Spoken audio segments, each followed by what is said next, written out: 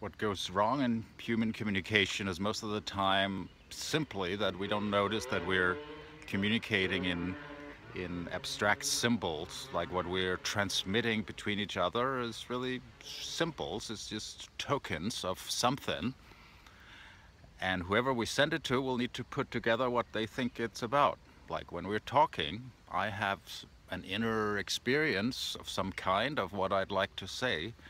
Then some words come out that symbolically represent what I'm trying to say, but it's just my best attempt of symbolizing it. Then I give that to somebody else, and then they need to use all their references from their life of putting together what they think it means. And a lot of the time that goes wrong. Sometimes it works. I mean, sometimes we can cooperate and communicate things at great distance if they're rather precise and concrete. But anything that's a little abstract and fuzzy, like feelings, intentions even, what do we really mean and want, and what are we trying to do, that very often gets misconstrued simply because the recipient will interpret the symbols differently. And we much too often take our language much too seriously, like we think because we've said it in a few sentences that we think are pretty good, then it's said.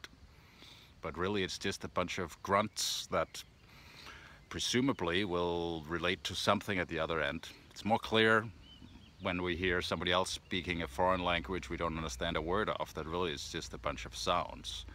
So a way of getting beyond that is really to always be aware of that we're abstracting our reality, even our direct perceptions. We're abstracting that into a picture of what's going on.